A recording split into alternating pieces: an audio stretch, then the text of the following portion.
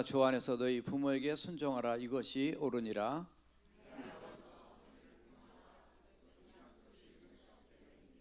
이로써 내가 잘되고 땅에서 장수하리라.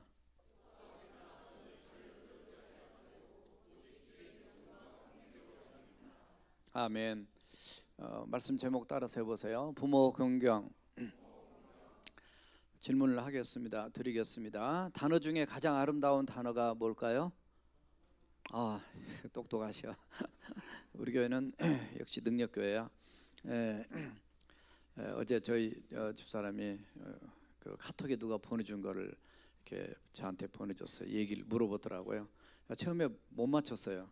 근데 예전에 봤던 내용들이었어요, 사실은. 그래서 보니까 첫 번째는 마더고, 두 번째는 좀 아쉬움으로 계속 넘어갔어요. 저 얘기부터 들어보세요. 두 번째가 그 패션이에요, 열정이에요. 세 번째는 스마일. 제가 처음에 스마일이라 그랬는데 가장 단어 중에 긴 단어가 뭐냐면 그게 스마일인데 제가 잘못 얘기했어요. 그래서 네 번째가 뭐냐면 러브였어요, 사랑이었어요. 다섯 번째는 이터니티, 영원이고, 여섯 번째 판타스틱. 뭐가 안 나와요 지금? 파더가 안 나와요. 열 번째 가도 파더가 안 나와요. 우리 슬픈 파더들. 그래서 어제 그 권사님이 그런 얘기 하시더라고요. 김경성 권사님이 모든 날이 아버지 날이다 보니까 한국에서는 어머니 날을 만들었다. 이제 그러다 보니까 아버지들이 조금 소외감 느낀 걸 느껴서 한국에서는 어버이날로 이렇게 잡았다, 이렇게 얘기를 하시더라고요. 모든 날이 아버지 날이었다. 옛날에는 좀 분위기가 그랬던 것 같아요. 좀 잘못됐죠. 모든 날이 하나님의 날이고, 모든 날이 또 정말 서로 사랑하고 챙겨야 될 그런 날인데, 문제는 파더가 안 나왔다는 것 때문에 충격을 받았어요. 사실 그보다는 더 충격받은 것은 제일 좋은 이름이 뭐 지저스 크라이스트 이렇게 나오면 얼마나 영적인 은혜롭게 좋아요. 아마 그 조사한 대상들이 전부 다 안 믿는 사람들이었던 것 같아요. 그래서 여러분들의 좋은 이름은 물론 오늘 어머니 주니까 어머니라고 할 수 있지만, 우리를 구원하신 예수 그리스도 그분인 줄 믿습니다. 그분이 계시기 때문에 우리가 어머니에게 효도할 수 있고요, 자녀를 사랑할 수 있고, 성도 간에 사랑할 수 있는 거예요. 그래서 가장 좋은 단어가 어떻든 마더란 그런 이름을 우리가 다시 한번 어떻든 기억하면서요. 어머니는 그 미국에서는, 한국에서 5월 8일이 어머니 날이지만 어버이날로 이렇게 하지만 그 미국에서는 오늘이 어머니 날, 또 교회에서는 어머니 주일 이렇게 지켜요. 그래서 교회에서도 5월 가정의 달을 해서 특별히 가정에 집중적인 그 관심과 또 말씀을 이렇게 드리고 있습니다. 어머니 날, 뭐 미국 말고 우리는 한국식, 부모님 대부분 또 한국에 많이 계시니까 어머니 날 여러분들이 어떻게 감사 표시를 하셨나요? 저도 어떤 때는 인터넷으로 꽃을 보내드리기도 하고 이렇게 했는데, 사실 이번에 뭐 어떻게 하다 보니까 한국하고 날짜가 틀리니까 미리 생각해야 되는데, 저희 집사람 늘 저한테 얘기해요. 빨리빨리 그 보내라고. 그런데 항상 제가 늦어서 이번에 못 보냈어요. 그래서 전화로 그냥 말로만 했죠.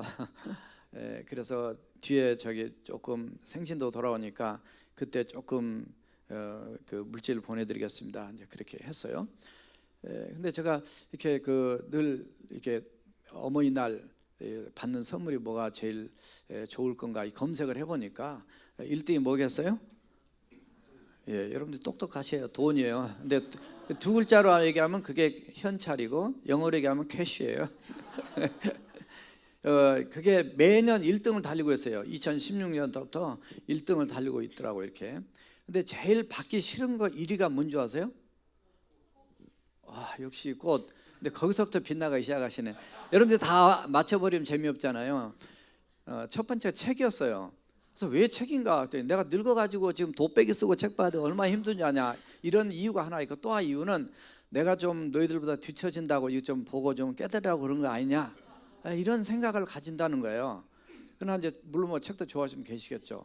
또 하나 싫은 것 중에 하나가 케이크예요. 그냥 치아도 안 좋고 그거 먹고 별로 의미도 없는데 그걸 지들 좋아하라고 그거 다 사가지고 해놓고, 이게 아무 의미가 없어요. 그러니까 우리가 잘 알아듣고 효도를 잘 하셔야 돼. 그래서 부모님이 엄마가 뭘 좋아하시는가. 어제 이렇게 아침도 바빴는데 나오는데 무슨 그제요 어떤 그 소포가 하나 왔어요. 그래서 나가서 보니까 이렇게 무슨 봉지에 들었어요. 그래서 그 백갈리. 그래서 리브가 이렇게. 그래서 엄마한테 뭐 화장품을 사줬나? 근데 마더스데이 생각 못하고 그렇게 왔어요. 저녁에 철야 마치고 들어가서 이제 오픈하고 집사람 왔어요. 보니까 거기 꽃을 보냈더라고 이렇게. 그래서 꽃이 아주 장미꽃 이렇게 생화가 아니고 조화가 좋아요. 예. 왜냐하면 생화는 시들으면 여기 좀 이쁘지만 옆에 직접 전달할 때는 생화가 더 훨씬 낫지만 오래 두고 보존할 때는 사실 마른 것도 1년 동안 놔두기도 하지만 사실 조화가 훨씬 더 이쁜 것 같아요. 근데 보낸 조화가 아주 이뻤어요. 그래서 땡큐 딸 그랬더니 아들도 같이 했어요. 그래서 아들하고 같이 땡큐를 했는데 어떻든 여러분들이 그 별거 아닌 것 같지만 별거예요. 그 안 받는 것보다는 받는 게 훨씬 기분이 좋죠. 왜냐하면 부모님이 하나님께서 부모님을 통해서 우리를 이 땅에 태어나게 하셨고요. 그래서 자식 없는 부모가 있을 수는 있지만 부모 없는 자식은 없다. 그래서 정말 하나님이 저와 여러분들에게 부모님을 주시고 가운데 어머니는 또 10달 동안 이렇게 태중에서 참 그 많은 수고를 하시고 이렇게 태어나게 해가지고 우리에게 이 땅에 낳은 것만 아니라 기르시고 또 키우시고 뭐 이렇게 하시면 얼마나 수고를 많이 하셨는가. 그 부모님의 그 사랑에 비하면 사실 우리가 부모님께 하는 효도는 아무것도 아닌 것 같아요. 오늘 아침에 큐티 말씀 보셨나 모르지만 거기에 보니까 사랑은 멈추지 않는다는 제목으로 나왔는데 예전에 셀폰이 없던 시절에 어떤 분이 약 700마일을 이게 아마 이사를 한 것 같아요.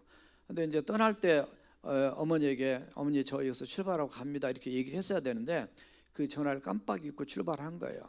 그러니까 무려 약 한 1200km를 운전하고 가는데 그 어머니가 얼마나 쏙 터졌겠어요. 와 이게 무슨 일이 생겼나 보다. 그러니까 집에 도착했더니 무슨 일이 생겼냐면 이사간 집에 도착했더니 경찰 2명이 찾아왔어요. 그래서 왜 오셨냐 했더니 어머니가 실종 신고하셨다. 저도 가끔 그럴 때 있습니다. 우리 딸하고 연락이 안 돼가지고 이게 그 친구 전화번호도 좀 알아놓을 걸 이런 생각이 드는 거예요. 그러니까 부모님의 마음은 여러분들이 지금 우리 학생들이나 또 우리 부모님이 한국에 계신 대부분의 많은 분들은 늘 마음이 이렇게 미국에 여러분들이 와 계시지만 마음은 늘 우리에게 있어요. 이제 그런 어머니의 마음만이 아니라 사실 하나님의 마음이 저와 여러분들에게 변함없이 멈추지 않고 지금도 계속되는 줄로 믿습니다. 그래서 우리는 어머니를 보면서 하나님의 사랑을 또 다시 이렇게 느끼게 되고 또 하나님께 충성을 다할 뿐만 아니라 이 땅에서 오늘 하나님 말씀에 너희 부모를 공경하라고 그랬어요. 그래서 우리 기독교의 효도는 돌아가신 다음에 유교처럼 하는 제사나 드리는 그런 효도가 아니라 살아생전에 하는 이 섬김이 바로 우리 하나님 원하시는 효도다. 따라서 하세요. 살았을 때, 살아 계실 때 효도하자. 10계명 중에서요 10가지 계명 중에서 9가지 계명은 우리가 죽을 때까지 언제든지 지켜야 되고 지킬 수도 있어요. 그런데 한 가지 계명만큼은 지킬 수 있는 기한이 있어요. 어떤 경우에는 지킬 수가 없어요. 지키고 싶어도. 그래서 아무 상관이 없는 계명이 되는 것처럼 느껴질 때가 있어요. 그것이 계명이 뭐냐면 바로 내 부모를 공경하라는 제505계명 말씀이에요.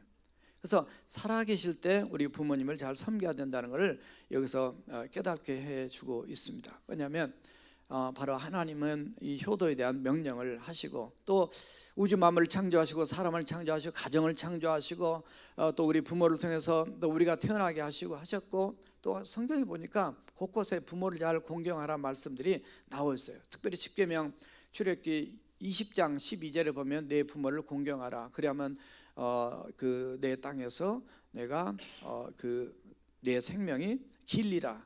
내가 내게 준 땅에서 내 생명이 길리라 이렇게 말씀하면서 그런 하나님의 은혜와 축복을 말씀해요. 왜 그러냐면 부모를 잘 섬겨야 되고 위로는 하나님 잘 섬겨야 되고 당연히 이 땅에서는 부모를 잘 섬겨야 되는데 이 가정의 출발이 엄마 아빠로 인해서 내가 이 땅에 태어났구나 이렇게만 생각해서 때로는 조금 섭섭하게 하는 아빠 또는 엄마 때문에 불효하는 자녀들이 가끔 섞여 있거든요. 그런데 이 땅에 부모를 놓고 나를 이 땅에 보내신 그분이 누구냐면 하나님이기 때문에 따라서 하세요. 가정의 기본은 하나님이시다. 네, 타락 이전에 가정이 먼저 만들어졌어요. 타락 이전에 아담을 만들고 그 다음에 하와 갈빗돌을 만들고 이렇게 해서 가정이 만들어졌기 때문에 이미 우리가 타락 이전에 하나님께서 먼저 가정을, 교회가 생기기 전에 먼저 만드셨어요. 그래서 항상 가정을 생각할 때는 하나님을 생각하셔야 됩니다. 제가 늘 말씀드리지만 그 가정의 행복은 둘이 만든 게 아니에요. 남편과 아내가 만든 게 아니에요. 세 분이서 만든다. 위로 하나님, 그리고 남편과 아내, 엄마, 아빠, 이 속에 누가 들어있어요? 자녀들이 들어있어요. 위로 하나님 빠져버리면 안 돼요. 자녀들도 마찬가지예요. 하나님이 빠져버린 상황에서 그 가정의 삶을 살게 되면 불행한 거예요. 그래서 모두가 다 신앙을 행복하려면 주님 안에 있어야 돼요. 그래서 오늘 말씀에 주님 안에서 너희 부모에게 순종하라 이렇게 되어 있고요. 주님 안에서 또 아비들아 주의 말씀과 훈계로 너희 자녀를 또 양육하라 이런 말씀. 그래서 다 주님 안에서 우리가 주님 안에, 교회 안에, 예수 그리스도 안에 구원받은 하나님의 백성 된 거 너무너무 큰 축복이고 최고의 감사와 은혜인 줄로 믿습니다. 자, 그러시면 오늘 부모 공경 또 효도 생활이 어떤 것인지에 대해서 오늘 말씀 다 알고 있지만 한번 따라서 해보세요. 세 가지 말씀 전하겠습니다. 부모님께 순종하라. 1절 다 같이 읽어보세요. 시작. 자녀들아 주 안에서 너희 부모에게 순종하라. 이것이 옳으니라. 부모를 공경하는 첫걸음은 뭐냐면 순종이란 말이죠. 대부분 순종하니까 어린이들만 부모에게 순종해야 되는 것을 우리가 착각할 수 있지만 그렇지 않죠. 부모님이 살아계신다면은, 어머니가 아버지가 살아계신다면은 그분에게 순종하는 삶이 가장 기본인데, 순종이라는 말은 히파코어란 말이에요. 히파코어란 말은 to hear under, 그래서 아래서 듣다 이런 말이에요. 왜냐하면 우리가 나이 먹고 좀 이제 10대 이렇게 올라가기 시작하면 부모보다 더 위로 올라가서 자꾸 교만하고 어머님과 아버지와 이렇게 부딪히게도 되는데요. 순종 자체, 하나님 앞에 순종, 부모에게도 순종이 정말 겸손하게 understand, 이게 이 밑에서 이해하고 서는 거잖아요. understand, 이해가. 그런데 그것처럼 휴파코란 말이, 순종이란 말이 부모 아래서 듣는, 잘 듣는 것부터 시작되는 겁니다. 말을 잘 듣는 것부터 시작되는 거예요. 믿음은 들으면서 난다 그랬는데 효도도 역시 들으면서 나는 거예요. 사람과 대화했을 때 이렇게 보면 말을 자꾸 내 말을 잘 안 들으면 기분이 나빠지거든요. 설교 시간에 말을 자꾸 안 듣잖아요. 제가 기분이 나빠져요. 똑같은 거예요. 여러분들이 이 자리에 서 보세요. 그런데 자꾸 안 들고 딴점 피우면 기분 나빠요. 우리 교회는 그런 분이 없기 때문에 제가 이런 얘기 하는 거예요. 아, 나 들으라고 저런 말씀 하시구나 이래가지고 삐져가지고 다음 주 교회 안 나오면 참 불쌍한 인생이죠. 그러면 부모님의 말씀을 우리가 겸손하게 마음으로 들어야 됩니다. 이걸로만 듣고 그냥 이쪽으로 듣고 이쪽으로 보내지 말고 양쪽으로 듣고 이렇게 받아들여야 돼요. 마음에 새기라. 지난 시간도 신명기 지난주에도 신명기 6장에 있는 쉐마복음 말씀드렸는데 마음에 새겨야 돼요. 마음으로 들어야 마음에 새기죠. 마음으로 안 들으니까 마음을 안 새겨지는 거예요. 물론 우리 교회는 다 잘하고 계시지만 이 마음으로 듣고 행하는 것이 순종의 시작이에요. 골로새 3장 그래서 20절에 보니까 자녀들아 모든 일에, 여기서 모든 일에 그랬어요. 어떤 거는 마음에 들면 듣고 아니면 안 듣고가 아니라 일단은 잘 들어드려야 돼요. 그러고 나면 부모님 마음이 움직이고, 하나님도 마찬가지입니다. 하나님도 잘 듣고 계신데 때로는 우리의 마음 상태가 확실치 않으면 하나님 보실 때 합격이 안 되면 하나님도 별로 안 들은 것처럼 아무 소리 안 하신단 말이죠. 그러니까 모든 일에 부모에게 순종하라. 이는 주 안에서 기쁘게 하는 것이다. 주님 안에서 기쁘게, 하나님도 기쁘시고 부모도 기쁘고 그럼 나도 기쁘고 같이 기쁜데, 내가 기분 나쁘면 부모도 기분 나쁘고 부모가 기분 나쁘면 하나님도 기분 나쁘고 다 이게 연결돼 같이 가는 거예요. 집 안의 분위기도 마찬가지예요. 집 안의 분위기도 엄마 아빠가 안 싸우고 좋으면 자녀들도 평안하고 좋아요. 그러나 부모가 맨날 싸우게 되면 자녀들이 정서가 불안해요. 다음에 결혼해도 그것이 재현되고 대물림돼요. 그래서 왜냐하면 보고 배운 것이 그거밖에 없으니까. 그래서 이 순종의 삶이 바로 그냥 어떤 일을 시키면 그냥 마음에는 없는데 그냥 하는, 그게 순종이 아니라 이미 순종 자체가 이미 마음에서부터 이미 시작된 것을 발견할 수 있어요. 이것이 옳다. 오늘 1절 후반절에서 순종하라, 이것이 옳다고 말해요. 사실 부모님 말씀은 뒤돌아보면 다 평생 맞는 것 같아요. 세월이 흐르고 부모님 돌아가신 다음에도 울어요. 제가 어머니께 전화드리면 늘 그러세요. 뭐 우리 교회 늘 평안하고 늘 좋고 하는데도 불구하고 늘 기도해라. 그리고 마음을 넉넉히 가져라. 여유 있게 가져라. 인내해라. 뭐 이런 말씀하세요. 다 듣다 보면 무슨 뭐 내가 너무 힘든 것처럼 이렇게 오해하실 내가 얘기도 안 했는데 막 그런 말씀하시면 우리 교회는 너무 행복하고 해피하고 너무 감사해요. 그러니까 지금 이제 20년째 제가 이 자리에서 목회하잖아요. 그래서 정말 어머니의 기도 때문에 제가 지금 여기까지 이렇게 오고 있습니다. 늘 감사합니다. 그래서 참 그런 얘기를 이렇게 드리면서 또 내가 아침마다 이런 혼자 계시거든요. 자녀들은 팔남매시지만 다 뿔뿔이 이제 흩어져 사시지만 물론 주변에 있는 자녀들도 있지만은 서울에서 20살에 그러니까 한국 나이로 미국 나이로 19살에 시집 오셔가지고 40년 동안 목회하시고 지금 이제 15년 전에 아버님 하나님 나라 가시고 혼자 계시는데 아침마다 일어나시면 늘 가정예배 혼자 들으시면서 능력교회에서 이성권 목사님 기도하시고 유일하게 잘하시는 우리 안장로님도 기도하시고 계속 어디 아프냐 어떠냐 수술은 어떠냐 계속 전화하실 때마다 물어보시는 거예요. 우리 교회 장로님들아 다 우리 집사님 평강하시 교회는 괜찮냐 어떠냐 하나님의 세일은 어떠냐 참 늘 그러니까 그거 자체가 사랑이죠. 관심 있으니까 기도하시고 그렇게 말씀하시는데 그 어머니한테 제가 무슨 얘기를 하겠어요? 순종 따라서 하세요. 순종할 수밖에 없다. 순종할 수밖에 없어요. 순종해야 되고 당연히 자녀가 크면 부모를 무시하는 경향이 있어서 때로 부모님 말을 이렇게 잘라요. 저도 두 번째 다혈질이 들어가 있어서 이 성질이 급해가지고 저도 자꾸 자르고 싶은 마음이 있어요. 뭐 사람 말 하더라도 끼어들고 싶은 새치기 하고 싶은 마음이 있고 이렇게 자르고 싶어요. 근데 자르면 기분이 나빠져요. 사람들 관계도 마찬가지예요. 참 그거 인내하고 참기 쉽지 않잖아요. 말 빨리 하고 싶은데 어떤 사람이 기질적으로 그냥 느긋하게 다 듣고 얘기하는 사람도 있어요. 그런데 그렇지 않는 경우는 어머님이 만약에 자녀가 컸다고 이렇게 하게 되면 자존심 상할 수 있어요. 특별히 10대 때 막 이렇게 대들고 이렇게 하면 얼마나 부모들이 속상한지 아마 그런 과정들을 여러분들 다 겪으셨을 거예요. 그래서 우리가 아셔야 될 것은 부모님이 나이가 드시면 이제 포물선처럼 이렇게 올라가셨다가 내려오게 됩니다. 그래서 어린아이처럼 내려오시게 돼요. 점점 어려져요. 마음도 어려지고 마음도 약해지고 작은 일에 섭섭하게 되고 그래서 이 잠언 23장 22절에 보면 너 낳은 아비에게 청종하고 내 늙은 어미를 경히 여기지 말라 이런 말씀을 하셨어요. 이 지금 거의 솔로몬을 통해서 약 3,000년 전에 기록된 말씀이거든요. 그러니까 이스라엘의 그때나 지금이나 3,000년 지나도 하나님의 말씀의 진리가 똑같이 적용될 수밖에 없는 걸 보게 돼요. 그래서 부모님의 생각을 존중히 여기고 잘 귀담아 듣는 것이 얼마나 우리에게 큰 유익이 되는지 몰라요. 저도 목회하면서 어떤 순간에 늘 어머니 아버지의 가르침과 말씀들을 늘 기억을 하면서 이렇게 하셨지라고 하는 것이 기준이 되더라고요. 그래서 늘 기도하며 사랑으로 목회하셨던 그 모습을 늘 이 모델을 삼고 있는데 욥기서 12장 12절에 같이 한번 읽어보세요. 욥기서 12장 12절 시작. 늙은 자에게는 지혜가 있고 장수한 자에게는 명철이 있느니라. 연세 드신 분들에게는 하나님의 지혜가 있어요. 인생의 지혜도 있어요. 그리고 건강하게 오래 사신 분들에게는 명철함이 있어요.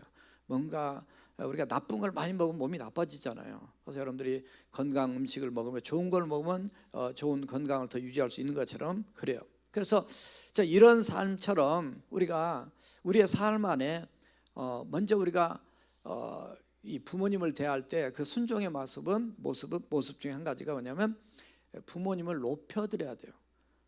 이제 뒤에 또 다음 주는 부부주일이니까 부부에 대한 말씀드리겠지만은 자녀가 부모를 무시하면 다른 사람도 그 부모를 무시해요. 아내가 남편을 무시하면 자식들도 그 아버지를 무시해요. 남편이 아내를 무시하면 자녀들도 엄마를 무시해요. 이게 실제로 제가 많이 상담할 때 듣고 경험한 얘기입니다. 그래서 우리가 얼마나 한 영혼을 존중히 여겨야 되는가. 우리가 어머니니까 부모니까 더 우리가 존중히 여겨야 하는 건 당연한 거예요. 그런데 특별히 부모를 자녀가 높여야 되는 것은 하나님께서 이미 그런 권위를 그렇게 섬기도록 공경하도록 하나님께서 이미 명령하셨고요. 그런 말씀을 하나님이 이미 주셨어요. 그러니까 부모라는 이름 하나 때문에, 부모님이라는 이름 하나 때문에 우리는 당연히 순종해야 되고 높여드려야 돼요.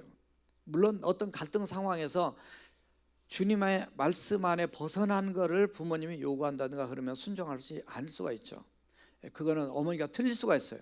아버지가 틀릴 수가 있어요. 그거는 주님 안에서 우리가 하나님을 선택하고 말씀을 선택해서 그거를 지혜롭게 잘 설명을 드리면서, 저는 예수 믿기 때문에 아직 부모님 예수 안 믿으신다면은 지혜롭게 잘 말씀을 드려서 거절하면, 정말 우리 아들이 우리 딸이 정말 진짜 예수형이구나, 따라서 하세요, 진짜 예수형이구나. 그러면 겉으로는 내 권위를 무시했다고 느낄지 모르지만 속으로는 인정을 하게 됩니다. 그게 사람의 심리예요. 믿으려면, 따라서 하세요, 믿으려면 제대로 믿자. 그래서 지혜가 필요한 겁니다. 그래서 내 성격대로 성질대로 믿는 것이 아니라, 그래서 하나님 앞에 부모님이, 하나님 앞에 부모님도 계시고 그 밑에 내가 있는 거예요. 그래서 부모님께 효도하고 부모님을 잘 섬기는 것 자체가 하나님의 말씀 순종하는 거예요. 그러니까 이 효도를 하는 것이 하나님 뜻이라면 불효는 하나님 앞에 큰 범죄입니다. 그래서 출애굽기 21장 17절에 보니까 이렇게 말씀해요. 되게 무서운 말씀을 강하게 써놨는데, 자기의 아버지나 어머니를 저주한 자는 반드시 죽일지니라 이렇게 되어 있어요. 이게 이렇게만 다 하면 이 땅에 살아남을 사람, 우리는 다 살 거예요.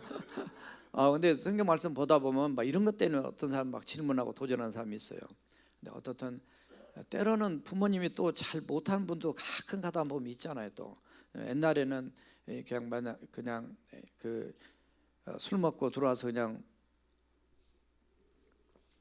어머니를 두들겨 패고 말이죠, 자식도 두들겨 패고, 이러면 안 된다고 말이죠. 그래서 오늘 말씀이 뒤에 가면 다른 말씀이 이게 섞어서 나와요, 4절에. 그래서 어떻든 간에 우리는 해야 될 것은 위로 하나님을 잘 섬기고 이 땅에서 부모님께 효도하는 것이다. 예수님도 십자가에 달려서까지 어머니를 잊지 않으시고, 물론 어머님이 십자가 밑에까지 오셨지만은 말씀하시는데, 그 전에 누가복음 2장 51절에 보면 이런 말씀이 나와요. 예수님께서 12살에 예루살렘 성전에 유월절을 지키기 위해서 올라가셨다가 이제 거기서 계속 머물고 계셨는데, 예수님의 부모님 요셉과 마리아가 내려가다가 하루 만에 예수님 잃어버리고 찾는데 3일이 걸리고, 그렇게 해서 만나가지고 그 대화하는 내용들이 쭉 나오잖아요. 그런데 예수님이 이제 따라서 내려가세요. 근데 51절을 보면 이렇게 됐어요. 예수께서 함께 내려가사 나사렛에 이르러 순종하여 받드시더라 이렇게 됐어요. 12살 예수님이 순종하여, 누구에게 순종해요? 부모님께 순종해서 그분을 잘 받들어 보셨다, 효도한 걸 얘기하는 겁니다. 요한복음 19장 26절과 27절 중간중간에 이렇게 보면, 자기 어머니께 말씀하실 때 예수님께 십자가상에서 여자여 보소서, 여자가 아니라 마담, 이 귀부의 높은 어머니를 존대한 표현이에요. 보소서 아들입니다. 그러면서 그 사랑하는 제자가 누구냐면 요한이에요. 요한에게 이르시되 보라 내 어머니다. 내가 지금 감당해야 되지만 못하고 내가 먼저 가니까 잘 좀 돌봐달라는, 섬겨달라는 그런 의미예요. 그래서 마지막까지 이 효성에 지극한 예수님의 모습을 보여준 것이 바로 예수님의 모습이었습니다. 그래서 첫 번째는 예수님께 우리 부모님께 순종하는 삶. 사실은 순종하고 싶어도 대부분 부모님이 한국에 많이 계시고 여기 같이 계시면 몇 가정 안 되기 때문에 아쉬움이 있지만은, 우리 멀리 계셔도 늘 전화 드리고 늘 의논도 하고 기도 부탁도 드리고, 이런 삶 자체가 정말 부모님을 또 존대하게 여기고 또 효도하는 또 우리의 삶이 되는 줄로 믿습니다. 두 번째 따라합시다. 부모님을 공경하라. 2절 다 같이 한번 읽으시겠어요? 2절 시작. 내 아버지와 어머니를 공경하라. 이것이 약속 있는 첫 계명이니. 그 뒤에 거는 뒤에 보고요. 공경하란 말은 티마오란 말이에요. 공경하란 말은 티마오란 말이에요. 이 티마오란 말은 영광스럽게 하다, 존경하다, 귀중히 여기다, 이런 표현이에요. 그러니까 내게 부모님이 없었으면 내가 이 땅에 태어날 수 없기 때문에 여러분 너무 감사해요, 존경해요. 우리는 어떤 큰 위험 가운데서 나를 건져주었으면 그분을 생명의 은인이라고 생각을 하면서 뛰어나 시마다 때마다 잊지 않고 더 기억을 하고 가끔 전화드리고 카드도 보내고 이러는데 정말 실제로 우리에게 더 엄청난 세상에 갚을 수 없는 사랑을 보여준 분이 우리의 부모고요, 또 우리 어머니이기 때문에 잘해야 된다. 성경에 보니까 시편 127편 3절에 보면 사실은 자식은 여호와 주신 기업이여 그 태의 열매다고 얘기했어요. 그러니까 무슨 얘기냐면 이 부모는 자식을 하나님이 주신, 우리 특별히 예수 믿는 사람은 자녀는 바로 하나님의 기업이다. 이 땅에서 하나님만이 주실 수 있는 특별한 은총이고 선물이다. 그리고 태의 열매다. 그래서 굉장히 상급이다, 소중하게 여긴다는 거죠. 그런데 과연 자녀된 우리가 부모를 우리는 어떻게 생각을 할 것이냐 이거죠. 물론 다 잘 생각하지만 늘 잘할 때 더 잘하도록 이렇게 채찍질하는 것입니다.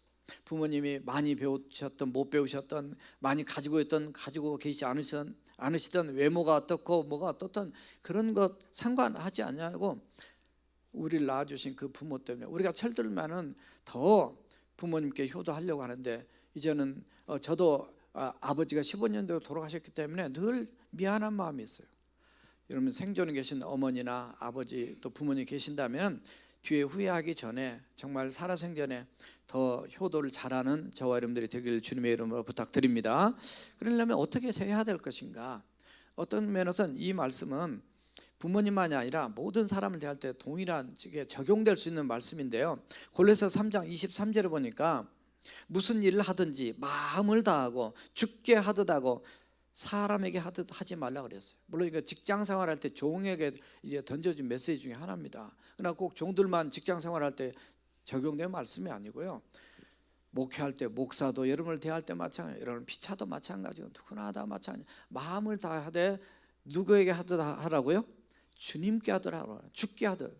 그런데 이제 무슨 얘기냐면 여러분들이 함부로 하게 되면 결국 주님께도 함부로 하기 때문에 그들이 한다, 이런 얘기가 되는 거예요. 그래서 결국은 이게 효도라든가 이런 모든 우리의 신앙생활이 누구와 연관이냐면 하나님과 관계성에 연관이 되는 거예요. 하나님을 그냥 그렇게 무질서하게 믿고 내 마음대로 믿으니까 내 삶도 좀 그렇게 산다라는 그런 결론밖에 없어요. 그래서 우리가 얼마나 이 중요한 말씀을 이렇게 신앙과 연관된 말씀을 우리에게 하고 있는지. 그래서 이 순종과 공경, 뭐 거기서 거기 같지만은 공경은 순종보다 더 깊은 의미를 담고 있어요. 자, 무슨 얘기냐면 순종이 외적인 행동을 강조하는 측면이 좀 더 있다면은 공경은 내적인 태도를 강조하는 말이다. 그래서 공경은 바로 진정한 마음, 아까도 순종도 마음의 색이라 그랬는데 이 마음에서부터 우러나오는 그런 부모를 존귀하게 여기고 영광스럽게 여기고 귀중히 여기는 그런 마음 안에서 나온 진실된 순종의 삶이 이루어질 때 진정한 효도가 될 수 있다는 거죠. 특별히 연세가 더 들어가시게 되면은 부모님들의 이렇게 어떤 그 생체 능력이 떨어지죠. 감각 능력도 떨어지고 기억력도 떨어지고 정보 처리 능력도 떨어지고 또 언어 감각도 떨어지고 공간 감각도 떨어지고 자칫하면 넘어지고 다칠 수가 있어요. 그래서 실수할 수도 있습니다. 그래서 이 창세기 9장에 보면 노아가 이제 그 8가족이 그 홍수로 다 인류가 멸망했지만 살아났지만은 포도주 마시고 그냥 이렇게 이렇게 자다가 이렇게 수치를 보이는 그 모습 때문에 결국은 그 허물을 이렇게 들춰서 얘기했던 그 함은 결국 일어나서 저주를 받게 되잖아요. 그래서 덮은 자는 축복을 받게 되고. 그래서 정말 부모는요 다른 사람보다도 더 우리가 마음에 품고 더 잘 모셔야 됩니다. 더 잘해. 왜냐하면 구약에 보면 축복권이 제사장과 부모에게 있었어요. 오늘도 마찬가지입니다. 하나님이 축복을 다 이렇게 하시지만은 여러분들의 부모님, 그러니까 여러분들의 부모님 또 여러분들이 지금 현재 부모라면 부모를 통해서 자녀에게 그 은혜와 축복이 계속 가는 거예요. 그렇기 때문에 여러분을 어떻게 하는지 나가서 뭐 어쩌라 뭐 이런 무슨 뭐 이렇게 이렇게 해가지고 아주 욕하고 이러면 안 된단 말이죠. 그래서 정말로 축복의 그 메시지를 던지라는 얘기했습니다. 어떻든 이 부모님들이 실수할 수도 있지만은 그래도 이분들이 갖고 있는 또 연약함이 있지만 그래도 믿음의 부모님들은 신앙으로 여러분들 지금까지 기도해주고 사랑으로 키워주시고 지금도 마음을 품고 이 여러분들을 뒷바라지하면서 멀리 한국에 떨어졌지만은 늘 품고 있는 그런 은혜와 사랑을 늘 잊지 말아야 돼요. 그러면서 한 가지 생각할 것은 여러분들 다 나이가 먹어가고요, 부모님도 나이가 드셔가세요. 나이가 드셔가면 나타나는 그 어려운 현상이 크게 세 가지라고 보통 알죠. 첫 번째는 몸에 이렇게 그 질병이 자꾸 생긴단 말이죠. 그래서 옛날에 우리 교회에 아픈 사람 하나도 없었어요. 그래가지고 중보기도에 아픈 기도가 하나도 없었어요. 물론 이제 중간에 좀 있다가 다 나오면 없어서 우리 교회는 진짜 건강하구나, 영적으로도 육신으로 건강하구나 이렇게 생각했는데 어느 순간부터 점점 가족 중에 아프시면 생기고 가족분 중에 부모님 돌아가시면 생기고 보니까 우리가 나이가 먹어가더라고요. 그러다 보니까 아프심들이 많아지게 되면서 이제 기도가 그러나 또 아프심도 많았지만 또 하나님께서 치유해주는 놀라운 기적도 거기에 맞춰서 많아진 줄로 믿습니다. 그래서 많아지는데 이 65세 이상 이 인터넷 보니까 이렇게 조사를 한 거 보니까 65세 이상 노인 이렇게 하는데 별로 기분이 안 좋았어요. 저도 60대 올라가니까 그런 말이 이렇게 마음이 별로 불편했어요. 제가 지난번 유엔에서 정해준 걸 말씀드렸잖아요. 65세까지 청년, 79세까지 중년, 그리고 99세까지 노년, 그리고 99세 넘어서 100세 넘으면 장수노인. 그러니까 우리 교회는 어떻게 된 거죠? 우리 교회는 다 청년들이 대부분, 아니면 청년 아니면 중년, 이제 조금 더 드신 분들이 한 분, 두 분 계실 수 있는데 어떻든 간에 근데 이제 그렇게 돼 있어요. 자녀들에게 부모로서 하기 싫은 말이 있대요. 하기 싫은 말이 뭐냐면 65세 이상 되신 분들이 첫째는 아프단 말을 하기 싫어하고, 두 번째는 애롭다, 세 번째는 용돈 달라 이런 말 하기 싫다는 잘 참고하시라고 하는 거예요. 멀리 떨어졌으니까 상관없다 생각하지 마시고 멀리 계셔도 잘 챙겨드리시라고. 그래서 노인들의 문제를 크게 세 가지예요. 아프다는 말이 그 질병의 문제고, 애롭다는 말이 고독의 문제고, 그 다음에 경제적인 문제가 있어요. 그래서 이제 이 용돈 달라는 말이 경제적 문제라는 거죠. 제가 좀 더 찾아보니까 65세 이상 된 인구가 7%가 되면 고령화 사회, 에이징 소사이티라고 얘기해요. 7% 전체 인구 중에, 국가 인구 중에. 그런데 14%가 되면 고령 사회. 그 말이 그 말 같은데 고령화 지금 가고 있다라는 의미하고, 그 다음에 고령 사회는 에이지드 소사이티. 그래서 이 14% 넘으면, 한국은 보니까 내년도가 고령 사회로 가는 거예요. 그래서 지금 너무 많아지고 있어요. 문제는 뭐냐면 독거 노인들이 지금 150만 명이 지금 넘어가요. 혼자 사신 분들이에요.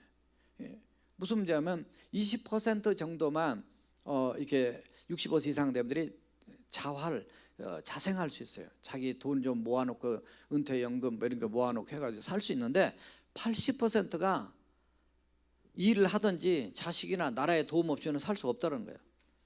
그래서 우리 젊은이들도 지금부터 노후연금 잘 들어놓으세요. 우리가 천국 가지만 이 땅에 살 때도 필요하니까 진짜 그거 필요해요.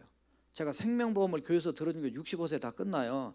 그래서 제가 생명보험을 얼마 전부터 하나 더 들어나지 않느냐, 그렇게 했는데 65세까지 죽으면 그거 나오지만 안 죽으면 그 다음에 다 날아가는 거 없어요. 그래서 아니 장례라도 치르려면 돈이 있어야 되지 않냐. 이게 보니까 이게 잘 들으세요. 그 젊었을 때 넣으면은 뭐 10불 이하도 들고 아니면 10불에서 20불 사이도 넣고 이렇게 돼요. 근데 59세까지 넣으면은 47불이에요. 근데 남자들 얘기하는 거예요. 담배 안 피운 남자, 담배 피우면 더블로 들어가고.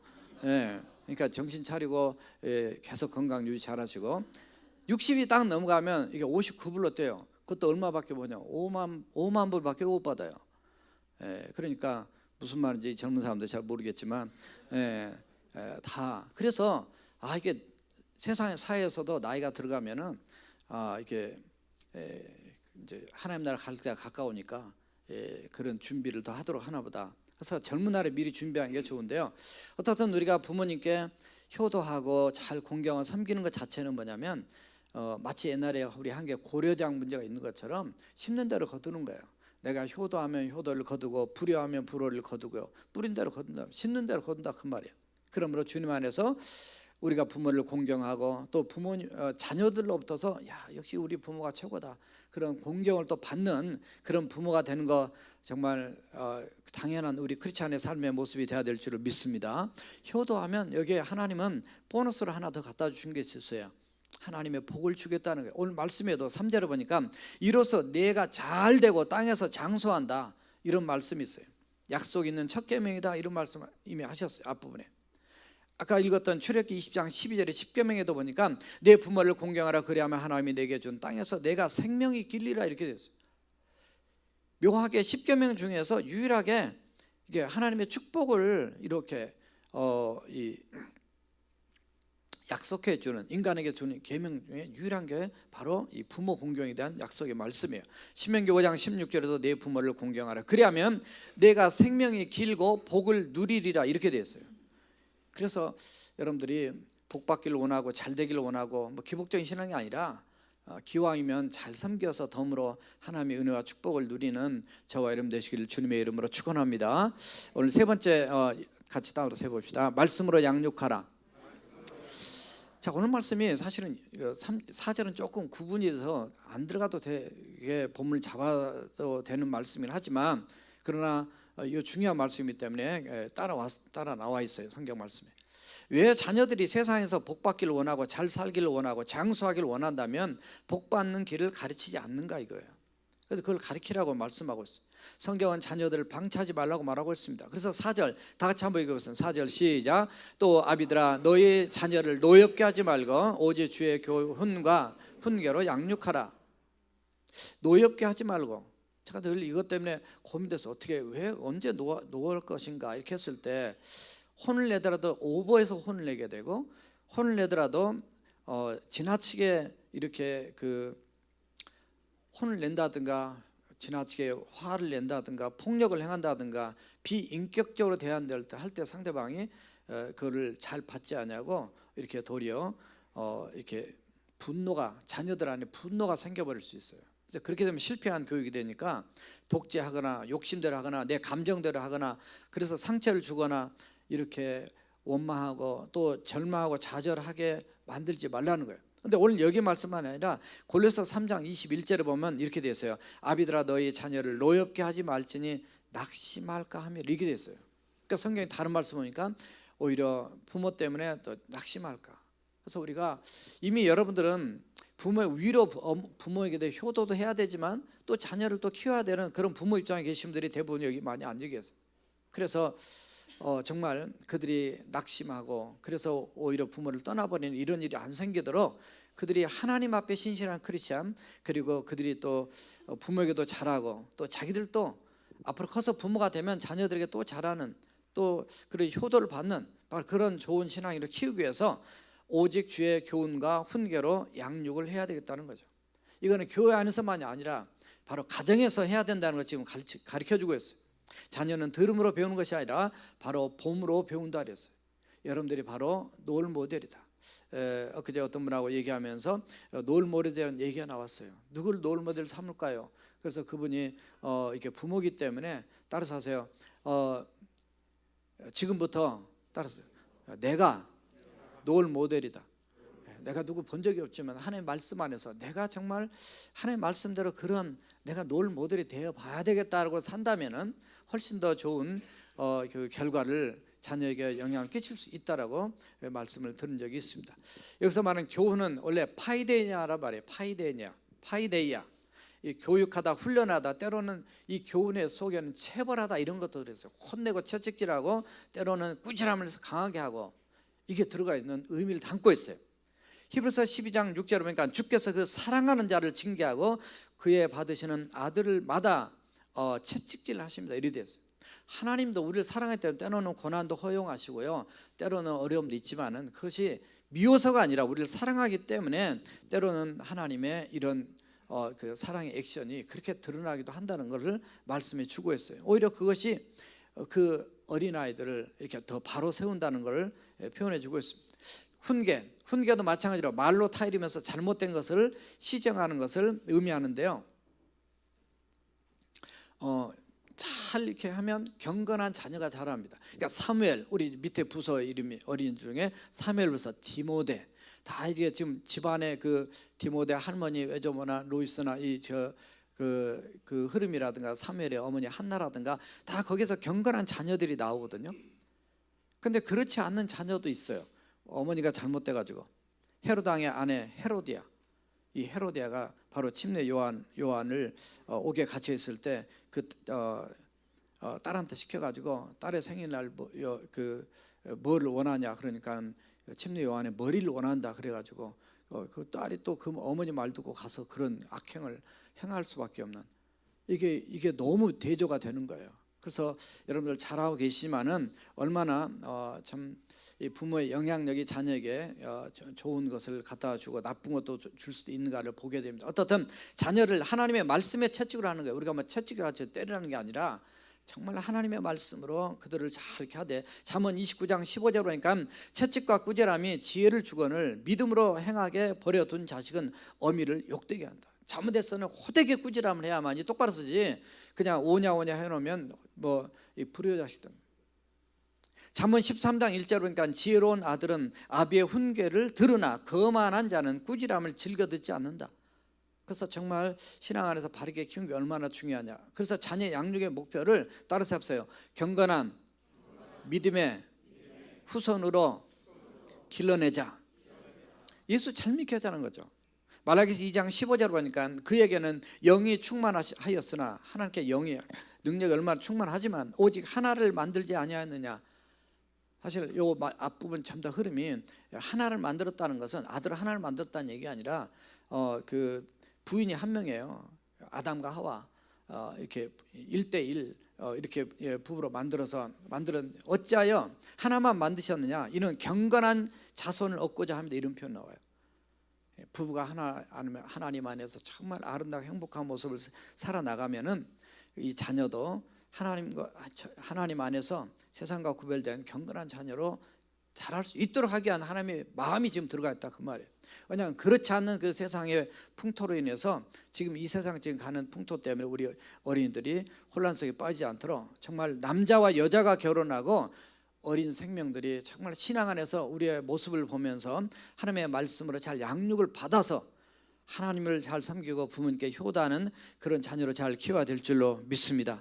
어떤 분이 쓴 글에 이런 게 있어서 그냥 성경 말씀은 아니지만 제가 이렇게 한번 적어왔어요. 한번 잘 듣고 여러분들이 삶 속에 이렇게 미국에 살다 보니까 적용은 안 되지만 한번 보세요. 어떤 분이 쓴 허무하다.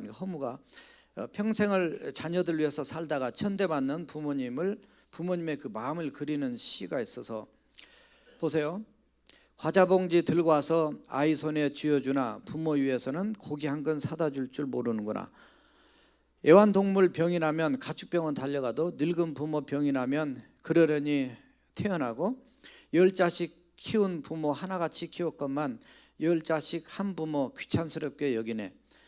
자식 위에 쓰는 돈은 아낌없이 쓰건만은 부모 위에 쓰는 돈은 하나 둘씩 따져보고 자식들의 손을 잡고 외식하면 작건만은 늙은 부모 위해서는 외출 한번 못하구나. 이런 글을 써서 참 인생이 허무하다는, 부모님의 허무함을 느끼면 안 되죠.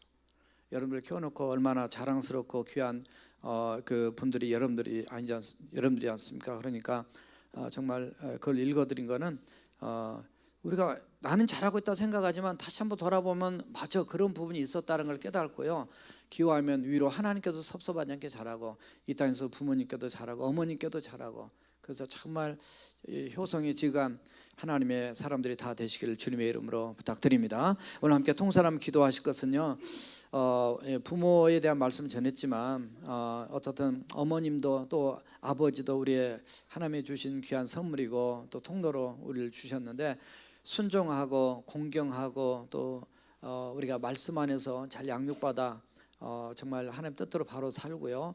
지금 살아계신 어머니나 아버지 또 부모님 생존에 계시다면 여러분 자신들이 오늘 이 시간 이후로 오늘 성경이 오늘 어머니 날이기 때문에 한 게 아니라 성경이 하나님께서 말씀한 이 말씀 안에서 정말 정말 주 안에서 효성이 지극한 효도를 정말 제대로 하는 우리가 되도록 우리 자신 돌아보면 때로는 회개하고 때로는 결단하고 헌신하는 이 시간 되기를 원합니다. 통성으로 기도하시겠습니다. 살아계신 여호와 우리 하나님 아버지 우리 주여, 주님께서 오늘 또 저희들을 사랑하시고 주 안에서 우리를